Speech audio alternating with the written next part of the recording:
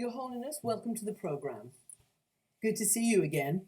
Let me ask you about your life's work, which is to try to get more autonomy, real autonomy Right. for Tibet. Yes. You're turning 80, you've turned 80. Will you ever see that in your lifetime? Have you succeeded? I think so. Today's China, compare uh, 20, 30 years ago, it's much changed. It's still changing. Then the, the human desire, freedom. Yes, you see, everywhere. You say China's changed a lot. Of course, it Changing. has, particularly economically. They are still very tightly controlled politically. And they still talk badly about you in the press. They call you divisive, frivolous, disrespectful. They think you're still a splittist. That is Right. what they call you. Are you? No. Since 74, we decided we are not seeking independence. Since 1974. Yes, everybody knows we are not seeking independence. But Chinese people also, you see, Chinese people or many Chinese intellectuals or Buddhists, they know. But you see, government, you see, they stand, Dalai Lama splittist, that kind of stand is fit their hardliner policy. So there's a big struggle between you and the Chinese authorities over succession. You picked the Panchen Lama, Yes. who, as we all know, was kidnapped, when he was 6 years old, 20 years ago. The Chinese have recently said that he is growing up healthily and does not want to be disturbed. Who's going to be the next Tibetan leader, spiritual leader? So Dalai Lama case, you see, as early as 69, I publicly, formally, officially, I announced the very institution of Dalai Lama should continue or not up to Tibetan people. So do you I have think no concern. you are the So 14th Dalai looks the Lama? Chinese government, you see, more concerned about Dalai Lama institution than me. Do you think that the institution will continue after you, or might you be the last Dalai Lama? Possible, last Dalai Lama. Because I personally feel better. The people should take full responsibility, like sort of political responsibility. At least last 4 centuries, Dalai Lama automatically become head of both temple and spirituality. Now, 2011, I totally retired from political responsibility. Not only myself retired, but also 4 century-old tradition. Dalai Lama institution automatically become head of both in the spiritual temple that formally, voluntarily, happily ended. Now the Chinese eye, Dalai Lama still is politically something important. So actually not now. Could the next Dalai Lama be a woman?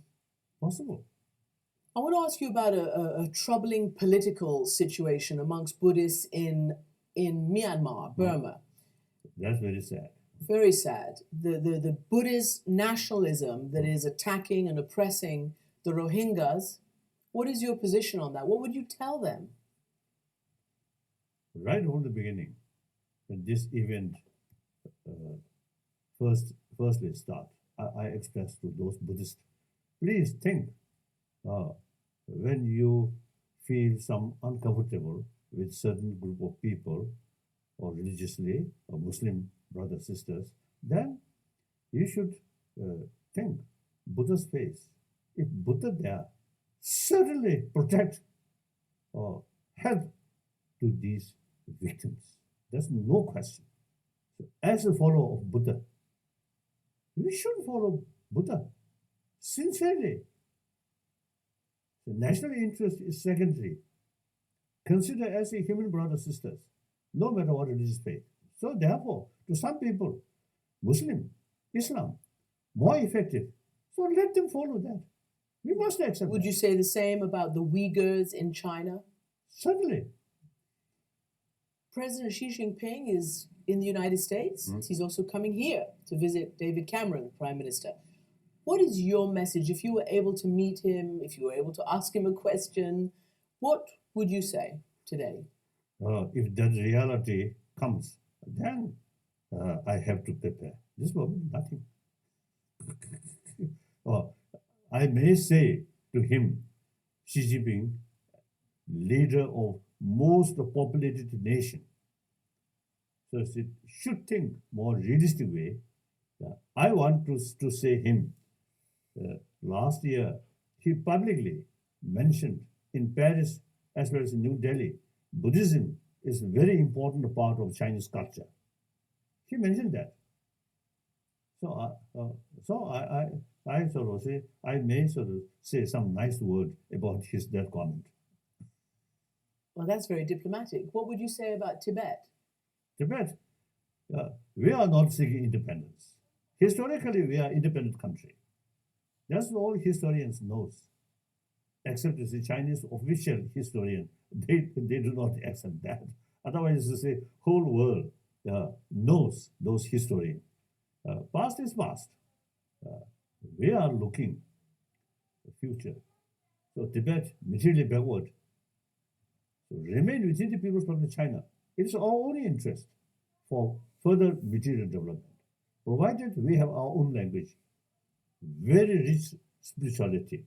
So China, preservation of Tibetan Buddhist tradition and Buddhist culture is immense benefit to millions of those Chinese Buddhists, over 400 million Chinese Buddhists, and also Chinese brothers and sisters. I think there are too much violence, too much sort of, the injustice, and even immense corruption. Now, 5,000 years Chinese history, at this moment, lowest moral ethics, lowest in 5,000 years. So they all is very much sort of, they believe Buddha Dharma, Buddhism can help to promote moral ethics. It's quite true.